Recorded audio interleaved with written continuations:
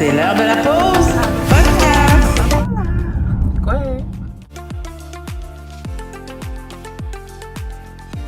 Hey, moi, j'aimerais savoir là, ton histoire de viol à l'hôpital. Ton histoire de viol. Ben moi, j'ai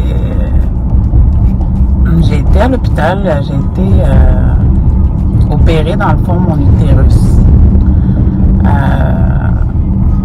Ben pas dans le fond parce que j'avais beaucoup de saignements, puis là ben il y avait dans le fond ce qu'ils font avant de te retirer ton utérus, et ils te brûlent l'intérieur de l'utérus pour arrêter les saignements, genre, pour te donner une chance de garder ton utérus là, dans le fond. Fait que là moi ben c'est ça, tu sais, on te donne des médicaments, on t'endort, tout. Fait que quand j'étais dans la salle de réveil, là, l'infirmière me parlait, puis là, j'ai dit, parle-moi pas, j'ai l'impression que vous m'avez violée, puis là, les infirmières riaient full, là, tu sais, parce que j'ai pas été violée, là, tu sais. Mais on dirait, c'est comme, tu dors, on dirait, j'avais le sentiment de, parce que, tu sais, veux pas, c'est par là, tu sais, c'est par l'entrée. Tu t'es senti violée à cause que t'avais plus d'utérus. Pas d'utérus, mais je savais qu'on avait joué là-dedans, là, quoi.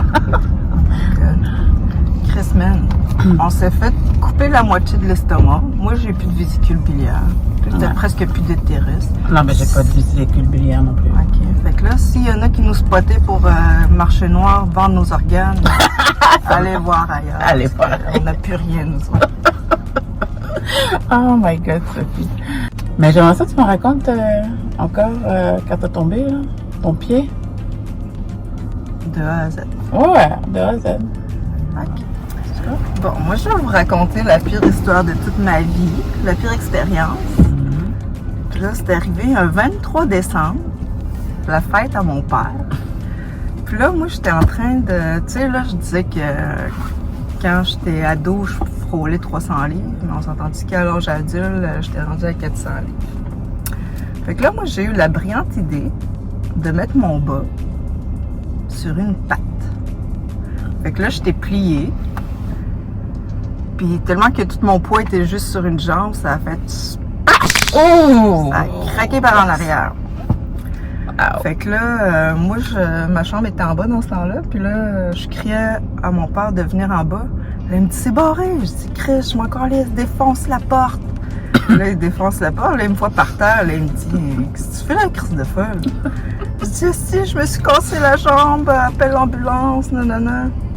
Là, il appelle l'ambulance. Puis là, la madame, il dit, ouais, c'est quoi sa date de naissance? Là, il est même, c'est quand ta date de naissance? Il me dit, ah! Puis là, après, il dit à l'ambulance, ouais, ma fille est pas petite, là, fait qu'amener 2 ambulances ou les pompiers. Finalement, ils sont arrivés. Finalement, il y a 2 ambulances qui sont arrivées.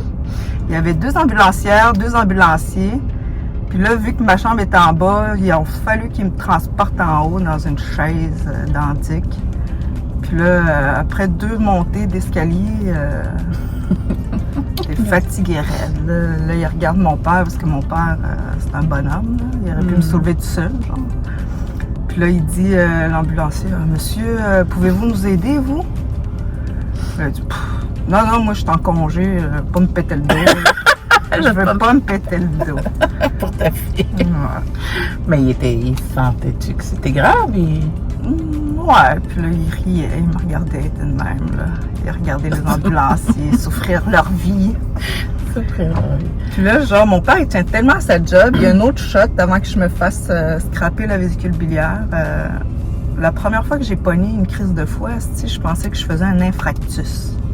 Fait que là, j'ai collé l'ambulance encore. Puis là, dans ce temps-là, j'avais mon bébé de 4 mois. Là, les ambulanciers arrivent, je suis allongée dans la civière avec full d'électrodes, masque d'oxygène, out de kit. Puis là, mon père, il dit, ben là, peux-tu amener sa fille, là? Moi, je travaille demain, je peux pas la garder. Il veut pas garder ta fille. Mon père est fucking vaillant. La caméra, il veut pas que tu le dis. Ça, c'est important aujourd'hui pour moi d'avoir une job. De travailler? travailler. Parce que je l'ai vu toute ma vie travailler. Se lever à 6 h du matin, puis revenir à 6 h le soir. Ah, et puis là, j'ai resté 2 mois à l'hôpital avec ma jambe scrap. Parce que genre, je me suis cassé tibia péroné, puis mon péroné a touché mon artère fémorale, fait que là, il n'y avait plus de sang qui circulait. Il n'y avait plus rien qui était vivable là-dedans. Puis là, en plus, l'orthopédiste, là, avant de me transférer à Québec, il me dit d'après moi, ils vont t'amputer. Aïe, aïe! Tabarnak, genre, j'ai pas resté là si tu m'aurais amputé. Direct. Ouais. T'aurais pas eu de jambes. Mais ça, c'est ça. Puis là, rendu là-bas, mon frère, il me voit dans ma chambre. Il y avait un petit sac de liquide jaune. Il dit, c'est quoi ça? Je dis, ah, c'est ma sonde, là, je pisse là-dedans. Il me dit, ok, puis comment tu fais pour chier? Il me dit. Je dis, ben, il me tourne de côté, puis il me crisse un pot en dessous. Je chie de main. Puis après, il m'essuie, tu sais avec quoi? Des débarbouillettes, man. Humide? Non, des débarbouillettes, des serviettes. Okay. Tabac. Ouais.